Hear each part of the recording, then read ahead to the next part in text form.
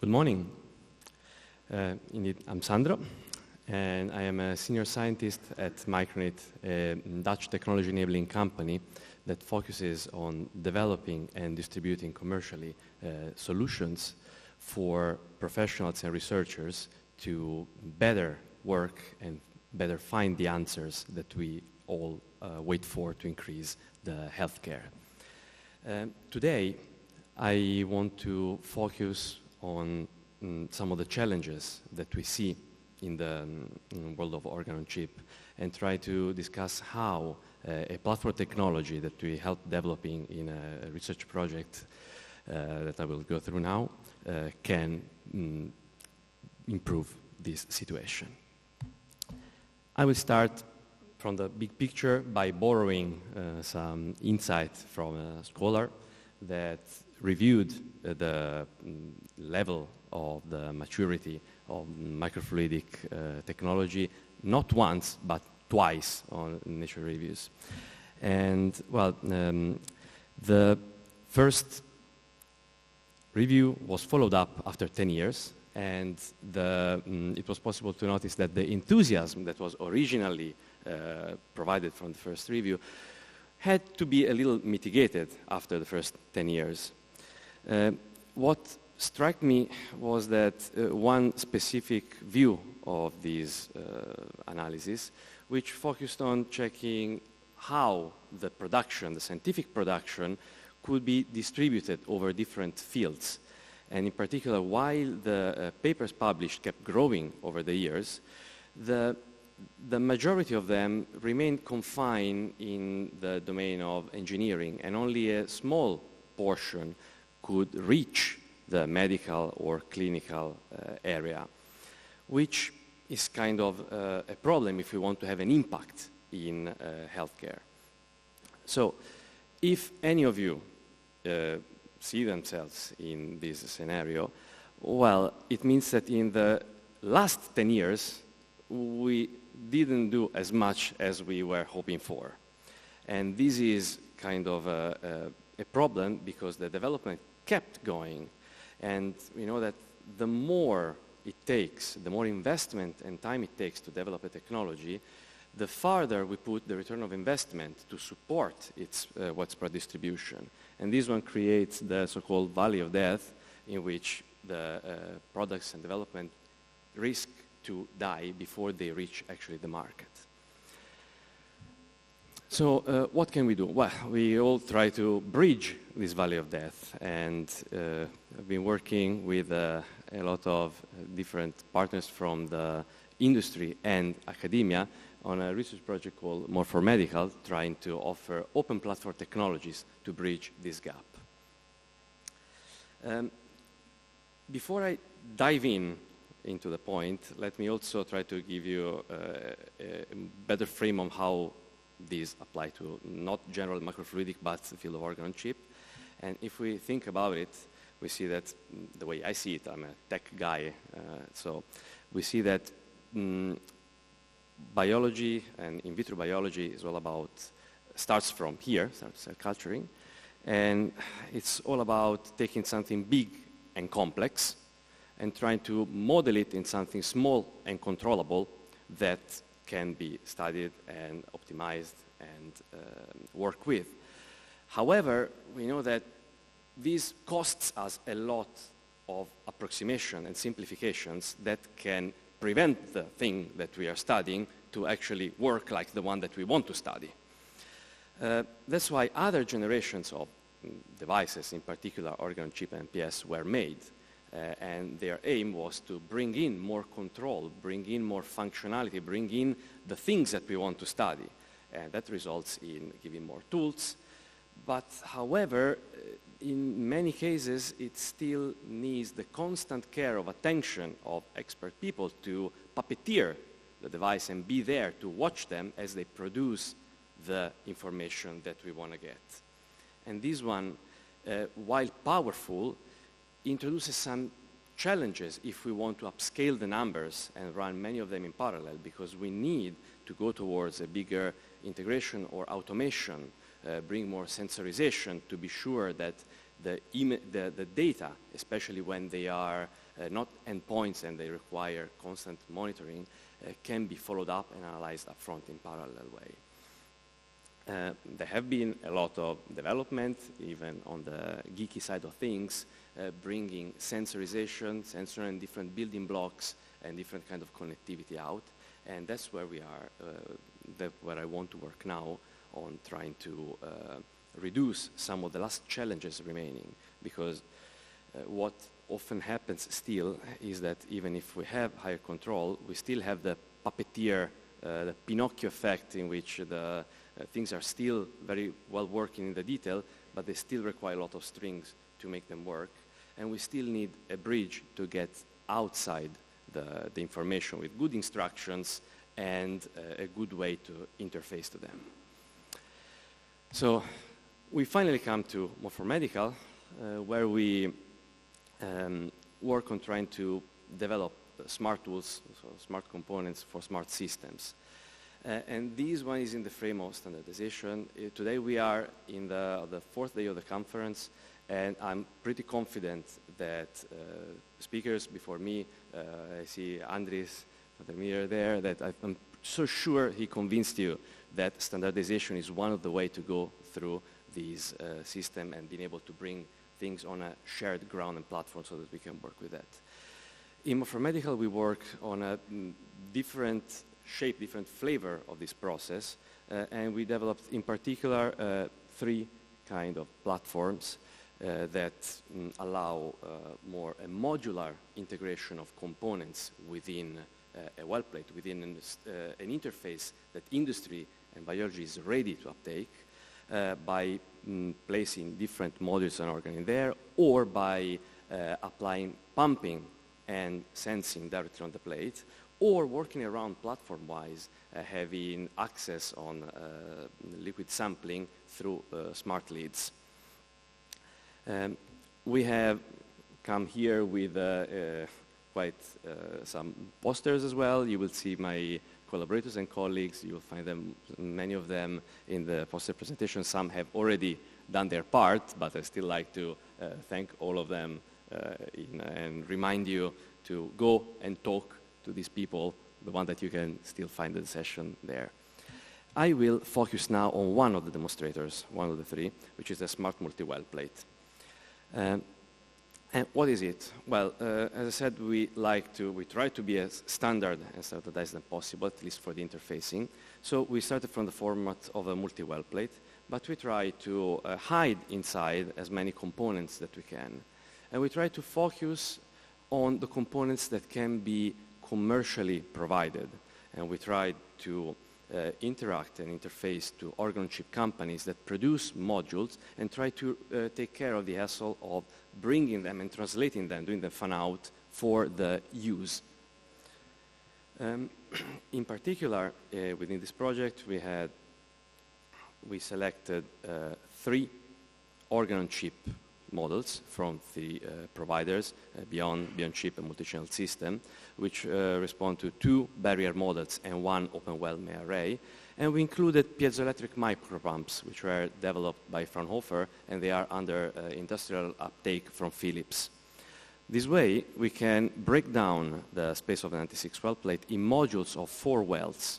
And under each one of them, we can have a recirculatory network, including 1 organ chip, 1 micropump, and an open well from which we can administer and withdraw the liquid. More on a breakdown approach, you can see that the interface, as we said, is as standardized as we can discuss. It's a SBS well plate, in this case 96 well plate, compatible with robotic automation. Underneath, we hid a fluidic circuit board, a fluidic distribution layer that bridges between the macro and the micro world. And then we have a component layer, which all the chips and sensors that are developed and optimized to perform a specific task by commercial partners. And finally, an electric layer, a PCB or an electric distribution layer that bring the things together and routes the control unit from in to out. We spent first quite some time to find ground rules to define interfacing, sizing criteria so that the organ chip and sensor companies can agree on how to design their chips so that they can be modularly integrated on the plate, and others can do the same, can develop units that are compatible with the platform so that the same effort can serve more application and we can avoid compromising within the specificity of the biological model if we know how to bring everything together. We worked on sizes, format, the presence of fluidic and electrical connection, and the definition of areas that would have, should have left available for optical inspection, for example. Then we identify a morphological matrix of processes that we will need to use to assemble these plates using industrial machines so that the workflow can be automated and standardized and the variability can be reduced. And we identified pathways so that all the steps are actually possible to be done in series. For this project, we identified two cases. One in which we have barrier models, which means a perfusible endothelial channel and an open well separated by a membrane, which is openly accessible by the 96 well plate well, and an open well case, which is without a perfusible membrane, but that carries a multi-electrode array chip where we can follow the activity of the cells. So these share all the properties that I described before of the well plate, but prove the flexibility of this approach that can be adapted to different user case, keep maintaining the structure. We can break down what we had to align for and produce by working on components. We have organ-on-chip devices, fluidics, and electronics. And we have processes, in particular industrial pick and places, wire bonding, and packaging of the units. These required a number of experts to talk together and align their workflows. And I'm already in the second part of the talk, so there's no way I will be able to go through all of them. I will focus on just a few of them and some improvements that we did here. Starting from the fluidics design, we are still a microfluidic company. For this one, we identified a recirculating network, including a chip and a piezoelectric pump, and we worked on the workflows to prime the system, seeding cells in the endothelial layer, while exploiting the diodicity of the piezoelectric pumps and allow people to be able to see the cells before we start the perfusion. On the other side, for the open well, of course, this approach is not the most appealing, so we decide to focus on the multiplexing of the experiments, and we have 8 chips in parallel where we can connect them to 2 different reservoirs, 2 different drugs, for example, that can be delivered and washed automatically over time while the cells are going. And we worked on the design of the chip to maximize the efficiency of this process. For how regard the fabrication of the fluidics, we worked first in thermoplastics. We made the distribution layer first by prototyping by micromilling, and then the process was transferred by injection molding at chip shop. We also tested different ways of producing the fluidics. We tried the compatibility with other approach like a foil-based technology developed by Holst Center in the Netherlands that allows to stack several layers in a very thin foil, which can be upscaled in volume and production, and also 3D printing for testing other components or to create structures which are difficult to create with conventional techniques. Electronics as well, we developed PCBs, we developed integrated electronics, which is part of the disposable, where everything which is in contact with the liquid, so the electric distribution network for a small format, and then we upscale to the full well plate format. And we also developed, mainly by TU Delft and multi-channel system, reusable electronics for all the things that don't need to be disposed all the time, like multiplexers or high voltage drive for the pumps, and wireless data transfer. We developed a docking station so that the plates can be docked and kept inside the incubator and powered while the system takes care of the wireless data transfer from and through the pumps for changing the flow rates or collecting the electrical data from the chips. For how regard the assembly, also we try to go as scalable as possible, and we perform this assembly using pick-and-place machines, which comes from silicon industry. We have one at Micronit, and we train the machine to be able to handle the visual recognition of the components, align to the plates, and automatically keep the parts in and bond them to the plate so that the process can be scaled and automated without this kind of restrictions.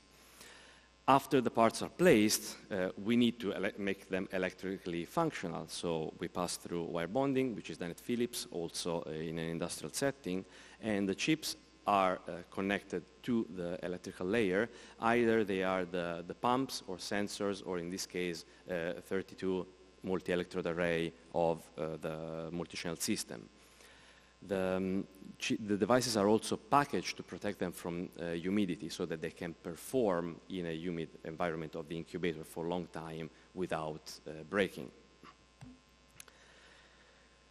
Probably the most iconic thing that we see here is the use of pumps, and so these pumps have to be integrated and characterized on the system to prove the controllability. What you see here is a setup that we use for testing, in which we have the pump underneath the fluidic layer and a flow sensor that is integrated on the unit and allows us to monitor the flow rate that we can have on the system at different setting of the pump. This is a preliminary data. We have a broader range of working on the pumps, but it's meant to show the controllability and see that as we change the frequency of the pump, we can control the flow in the channels with the electrically relevant readout. Same for the packaging. We applied soft packaging so that the plates can stay in the incubator and keep performing there after we did test after till a month in the incubator to keep checking the performance of the pumps and their viability. So now what's happening? Now the plates are in the hands of the final users, which are testing them. We have the skin model under test at Beyond Chip, smooth muscle, a heart cell model at Beyond, and we have neuronal devices at multi-channel system. Finally, we are also aligning with the CSCM for the fabrication and testing of a smart lid that is able to sample the liquid and perform glucose tests during the culture of the cells. These tests are still running. The project is still running, is about to finish. So I would like also to run to the finish line and wrap up the conclusion of this work, in which I hope I will convince you about the potential of transferring some of the complexity of this workflow into an industrial setting so that we can package the work and give back the use to the users. I like to recap the progress that was done in these last 3 years, and thank you all for having been here, and I'd like to get any question.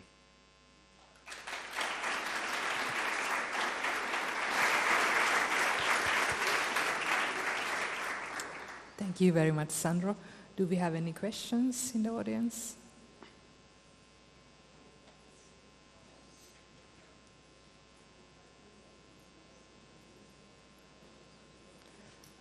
I have a question, Sandro. So what's next? What do you want to do after Morphomedical? What's next? Well, we are already working on what's coming next. It's, in my perspective, I'm really amazed to see that we could come in 3 years from a concept to something that we can test, but we're still in the prototype phase. So I'm looking forward to have the testing, collect information, reassess the initial evaluation, and increase the TRL of our work and prototype so that we are going to be one step closer to offer it commercially. Thank you. If there is no more question, then we go to the next speaker. Thank you, Sandro.